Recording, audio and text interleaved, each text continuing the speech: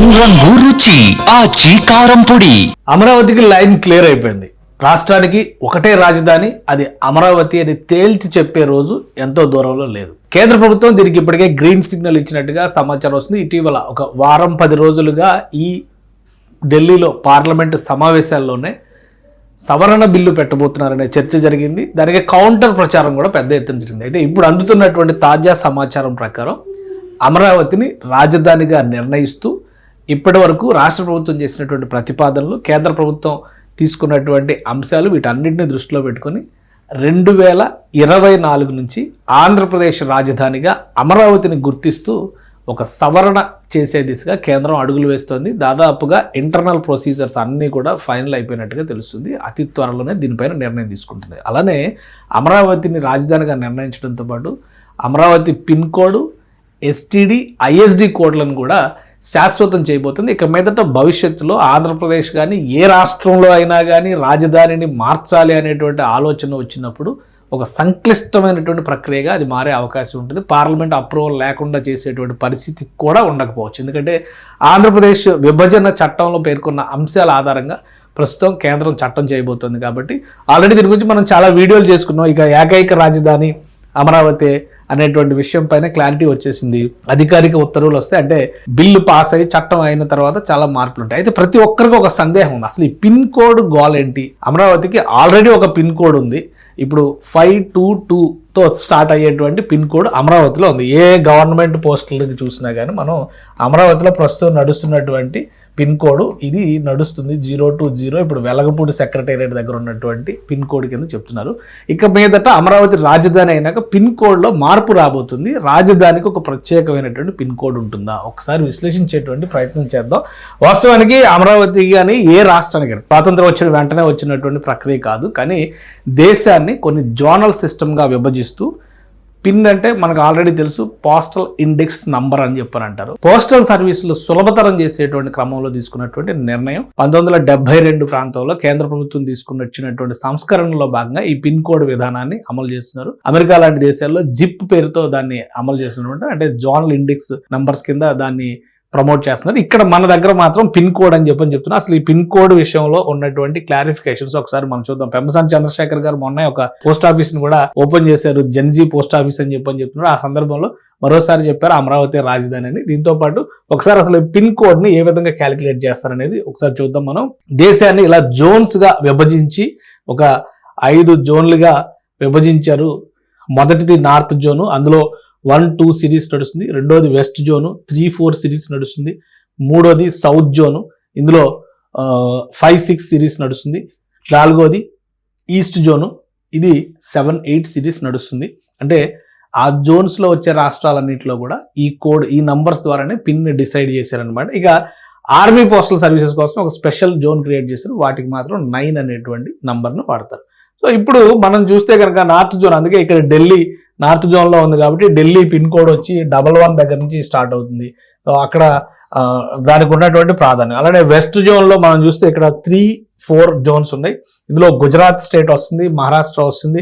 మహారాష్ట్రలో major city Mumbai సిటీని మనం చూసినప్పుడు ముంబై పిన్ కోడ్ ఏ విధంగా ఉంటుంది అంటే మహారాష్ట్ర పిన్ కోడ్ ఎలా ఉందో దాన్ని బట్టి ఉంటుంది. ఇది మహారాష్ట్రలో 4 నుంచి 444 వరకు సిరీస్ నడుస్తుంది. ముంబై పిన్ కోడ్ జనరల్గా పిన్ కోడ్లో 6 డిజిట్స్ ఉంటాయన్న విషయం మనకు తెలుసు. ఇందులో మొదటి 3 డిజిట్స్ కూడా రీజియన్ని, అంటే ఈ నంబర్ ఏమో జోన్ని డిసైడ్ చేస్తే, ఈ 2 నంబర్లు రీజియన్ని డిసైడ్ చేస్తాయి, అందులో ఉన్నటువంటి ప్రాంతాన్ని డిసైడ్ చేస్తే, మిగతా 3 నంబర్లు ఆ పోస్టల్ సర్కిల్ ఏది ఉంటే అది డిసైడ్ చేస్తాయి అనమాట.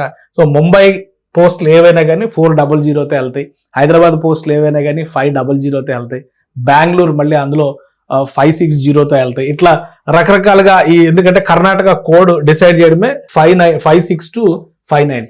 కానీ ఫస్ట్ 0తో ఏదైతే స్టార్ట్ అవుతుందో అది రాజధాని ప్రాంతం కింద డిసైడ్ చేశారు. అందుకనే హైదరాబాద్ పిన్ కోడ్, అంటే ఆంధ్రప్రదేశ్, ఇది ఉమ్మడి ఆంధ్రప్రదేశ్ కిందనే ఉంది. ఇప్పుడు జోనల్ పిన్ సిస్టమ్ కూడా అలానే ఉంది. హైదరాబాద్ ఆంధ్రప్రదేశ్ కోడింగ్ 50 నుంచి 53 వరకు స్టార్ట్ అవుతుంది, అంటే 50 నుంచి 53. హైదరాబాద్ లో ఉండేటువంటి పిన్ కోడ్లు అన్ని కూడా ఇది ఫస్ట్ రాజధాని ఏరియా కాబట్టి 0 ఉంటుంది, 0001తో ఇట్లా స్టార్ట్ అవుతుంది హైదరాబాద్ లో ఉండేటువంటి జోన్స్. అదే ఇందులో సెకండ్ రీజన్, ఇది ఫస్ట్ స్టేట్ ని ఇండికేట్ చేస్తుంది, జోన్ ని ఇండికేట్ చేస్తుంది, నెక్స్ట్ రీజియన్ ఇండికేట్ చేస్తుంది. కాబట్టి ఇక్కడ 1 వచ్చిన 2 వచ్చిన ఇటు విశాఖ ప్రాంతం, లేదంటే ఇటు విజయవాడ ప్రాంతం, తిరుపతి వస్తే అంటే రాయలసీమ ప్రాంతం వస్తే 3 ఇట్లాగా ఇండికేషన్ అనేది జరుగుతుంది. తర్వాత చివరి 3 నంబర్స్ మళ్ళీ లోకల్ సర్కిల్స్, పోస్టల్ సర్కిల్స్ ఆధారంగా డిసైడ్ చేసేటువంటి నంబర్స్. కానీ ఫస్ట్ 3 నంబర్స్ మాత్రం జోన్ ని, రీజియన్ ని, డిస్ట్రిక్ట్ ని డిసైడ్ చేసేటువంటి నంబర్స్ కింద చెప్తారు. అందుకని చెప్పనే ఇప్పుడు ఆంధ్రప్రదేశ్ లో పిన్ కోడ్ సిస్టమ్ రాజధాని మారితే గనక ఇది 5652 సిరీస్ లో ఉంది కాబట్టి, ఈ 50 to 53 సిరీస్ లో ఉంది కాబట్టి, రాజధానికి జనరల్ గా 0 ప్రిఫరెన్స్ లో ఉంది కాబట్టి ఆ నంబరింగ్ సిస్టమ్ లో మారేటువంటి అవకాశం ఉంది. ఇక్కడ 500 వస్తుంది, ఇక్కడ 500 వస్తుంది. కాబట్టి ఇక్కడ దాన్ని ఏ విధంగా మాడిఫై చేస్తారు, 2 రాష్ట్రాలకు సంబంధించినటువంటి జోన్ విభజన ఎలా ఉంటుంది అనేది చట్టం కంప్లీట్ అంటే చట్టం అయిన తర్వాత పిన్ కోడ్ విభజనకి, అలానే ఎస్టీడీ కోడ్కి సంబంధించి కూడా ఒక క్లారిటీ ఉంది. చాలా మందికి తెలుసు ఎస్టీడీ అంటే ఢిల్లీ అంటే 11 అని చెప్పని వస్తుంది, అలానే ముంబై 22 వస్తుంది, చెన్నై 44 వస్తుంది, ఇట్లాగా హైదరాబాద్ 040 వస్తుంది. సో ఇట్లా ఒక జోనల్ సిస్టమ్ ద్వారా ఎస్టీడీ కోడ్స్ కూడా విభజించారు. వీటిపైన కూడా కసరత్తు జరుగుతున్నట్టుగా సమాచారం ఉంది.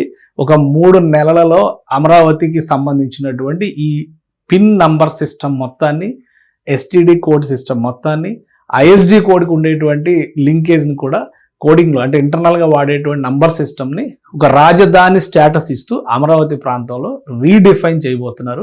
వన్స్ కేంద్ర ప్రభుత్వం ఈ మార్పులన్నిటికీ అంగీకరించింది, ఆంధ్రప్రదేశ్ ప్రభుత్వం చేసినటువంటి ప్రతిపాదనలన్నింటినీ కూడా లీగల్గా ఉండేటువంటి అభ్యంతరాలతో క్లియరెన్స్ చేసుకుంది. వాటన్నిటినీ సమరైజ్ చేసి ఫైనల్గా ఆంధ్రప్రదేశ్ విభజన చట్టాన్ని సవరించడానికి కేంద్రం సన్నద్ధమవుతుంది 2024 నుంచి. ఎందుకంటే 2014లో ఆంధ్రప్రదేశ్ విభజన జరిగింది. ఆంధ్రప్రదేశ్ విభజన చట్టం 2014ను రిఫర్ చేస్తుంది. అదే చట్టంలో చెప్పినటువంటి సెక్షన్స్ ప్రకారం క్లియర్ గా 10 సంవత్సరాలు హైదరాబాద్ జాయింట్ క్యాపిటల్ గా ఉంటుందని చెప్పని తేల్చి చెప్పారు. అంటే 2024తో ఈ జాయింట్ క్యాపిటల్, ఉమ్మడి రాజధాని అనేటువంటి అంశం కంప్లీట్ అయిపోయింది. అది మురిగిపోయినటువంటి అంశంగా మారింది, ఎందుకంటే రివైజ్ చేయలేదు కాబట్టి. అందుకని 2024 నుంచి రాజధాని ఏది అంటే ఈ మీమాంస 3 రాజధానుల చర్చ వచ్చింది కాబట్టి 2019-24 మధ్యన ఏది రాజధాని అనేటువంటి చర్చ నడుస్తుంది. కాబట్టి వీటన్నిటికీ ఒక ఫుల్ స్టాప్ పెట్టి చరిత్రలో కూడా క్లియర్ గా 2024 వరకు ఆంధ్రప్రదేశ్కి ఉమ్మడి రాజధాని హైదరాబాద్, 2024 తర్వాత నుంచి అమరావతి రాజధాని అని చెప్పేందుకు కేంద్ర ప్రభుత్వం ప్రణాళికను సిద్ధం చేసుకుంది. కేంద్ర హోంశాఖ క్లియరెన్స్ ఇచ్చింది. కేంద్ర హోంమంత్రి అమిత్ షా కూడా దీనికి భరోసా ఇచ్చినట్టుగా మంత్రి పెమ్మసాని చంద్రశేఖర్ చెబుతున్నారు. కాబట్టి అతి త్వరలోనే ఈ సవరణ బిల్లుకి సంబంధించినటువంటి ప్రతిపాదనలు పార్లమెంటు గడప తాకబోతున్నాయి.